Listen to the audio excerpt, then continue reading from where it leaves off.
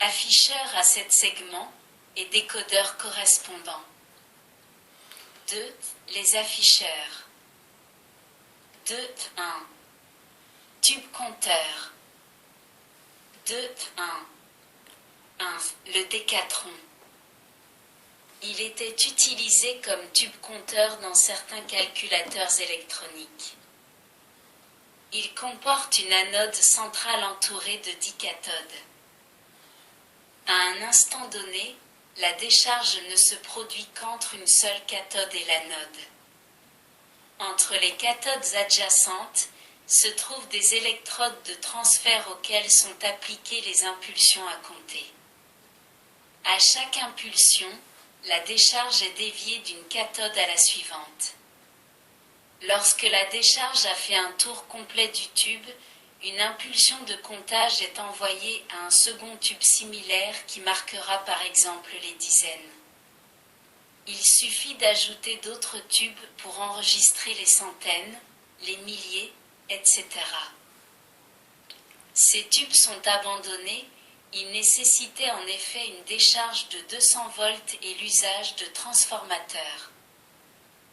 2.1 2. Tubes compteurs décimaux, trochotron. Le principe du tube compteur décimal est donné à la figure 27. Le faisceau électronique est émis par une cathode chauffée, effet thermoélectronique. Ce faisceau est concentré, accéléré puis dévié au moyen de plaques de déviation. Il passe à travers l'anode perforée après avoir traversé un système de grilles, puis vient frapper l'écran fluorescent sur lequel sont inscrits les chiffres de 0 à 9 ou des caractères alphabétiques. Ils sont utilisables jusqu'à 1 MHz maximum. Ces tubes nécessitent un circuit de commande comprenant une conversion digitale analogique afin d'alimenter les électrodes de déviation. 2.1 3. Tube d'affichage NIXI ou indicateur numérique. Il comprend 10 cathodes en forme de chiffres ou de signes superposés. Il est représenté figure 28.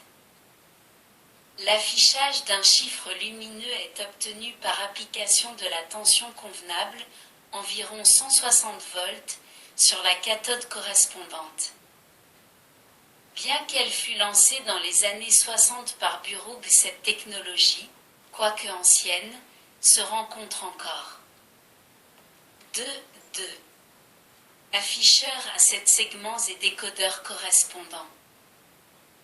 Avec les décodeurs 4/10 et 4/16, il est possible de connaître l'état d'un compteur en reliant par exemple une LED à chaque sortie et en inscrivant à côté de chacune d'elles le chiffre décimal ou hexadécimal qu'elle représente.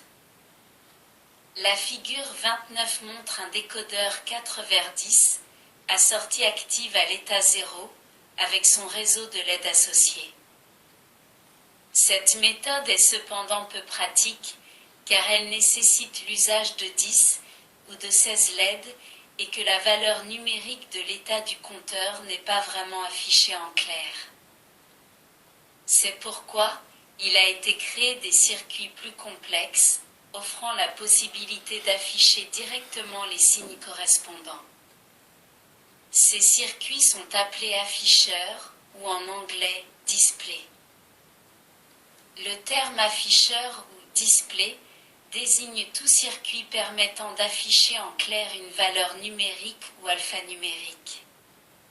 La diode LED est l'élément le plus simple des afficheurs, il permet en effet de visualiser un seul bit.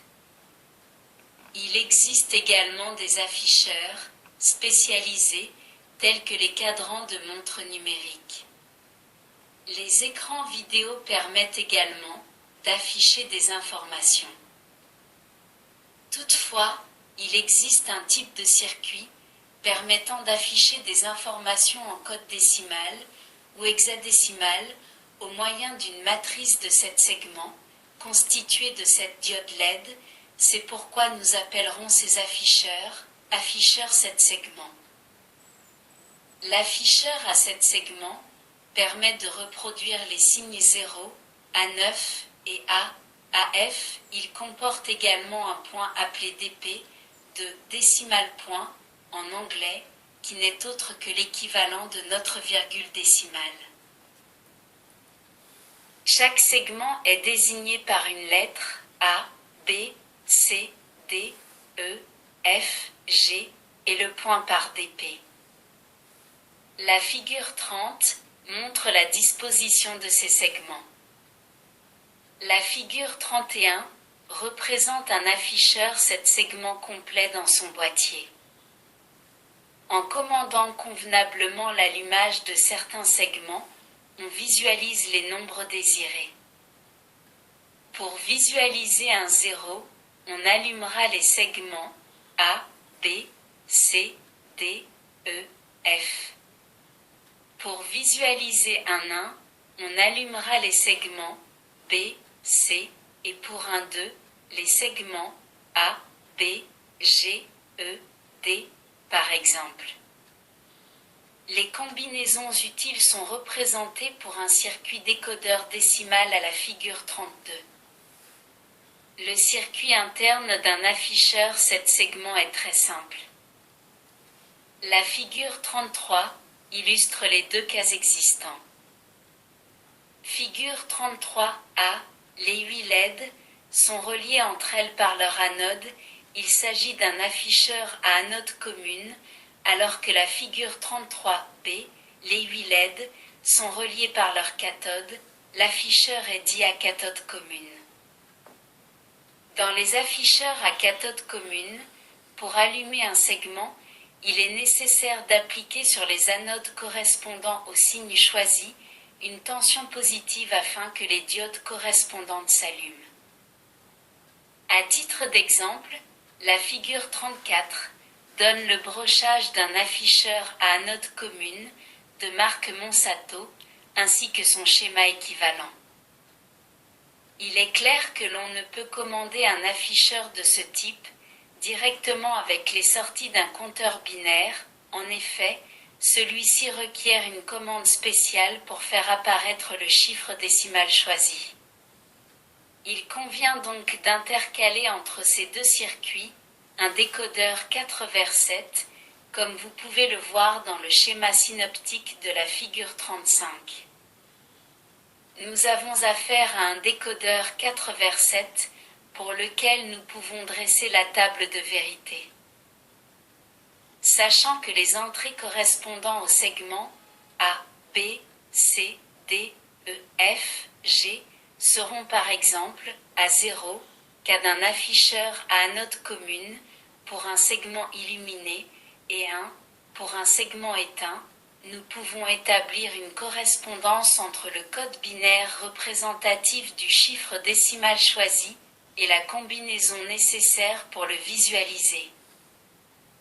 Ainsi, par exemple, pour afficher le code 4 décimal soit 0 sans binaire, il faut éclairer les segments F, G, B, C. Nous pouvons dire que dans ce cas, les entrées D, E, A sont égales à 0 et les entrées F, G, B, C sont égales à 1. La figure 36 représente la table de vérité d'un décodeur BCD vers 7 segments nécessaires pour commander un afficheur à anode commune, sortie active à l'état 0. On note ici les sorties ON et OFF, car ce sont des sorties à collecteur ouvert. ON allume le segment, OFF l'éteint, d'où l'usage de résistance extérieure. Il existe également des décodeurs 7448 ETL, par exemple, dont les sorties sont actives à 1 pour commander les afficheurs à cathode commune.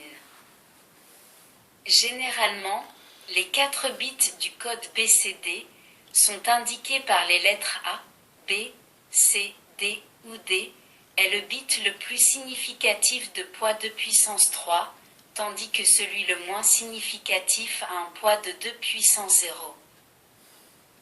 Nous pouvons voir figure 37, un décodeur 7447, commandant un afficheur 7 segments. Ce décodeur dispose de sorties à collecteur ouvert, autorisant une liaison directe avec des afficheurs à anode commune. Des entrées supplémentaires sont aussi prévues. LT ou lamp test, qui permet de vérifier le fonctionnement de l'afficheur en allumant tous les segments CBI, est à l'état 1. BI RBO ou Blanking Output, qui permet l'effacement des segments de l'afficheur quel que soit l'état des autres entrées. RBI ou Ripple Blanking Input, qui permet l'effacement des zéros, à gauche si A, B, C, D sont à 0. La table de vérité du décodeur 7447 est donnée figure 38, ainsi que son logigramme interne qui est un réseau combinatoire, et son brochage. La figure 39 montre comment on peut utiliser les entrées RBI bar et les sorties RBO bar, BI bar, pour supprimer les zéros non significatifs sur un ensemble de décodage à 3 chiffres. Le RBI bar du décodeur des centaines est à 0 en permanence. À chaque fois qu'un 0 se présente sur le décodeur des centaines, ce 0 est effacé et la sortie RBO bar passe à 0, validant RBI bar du décodeur suivant. Si un 0 se présente sur le décodeur des dizaines, il est à son tour effacé et l'on va valider RBI bar du décodeur des unités.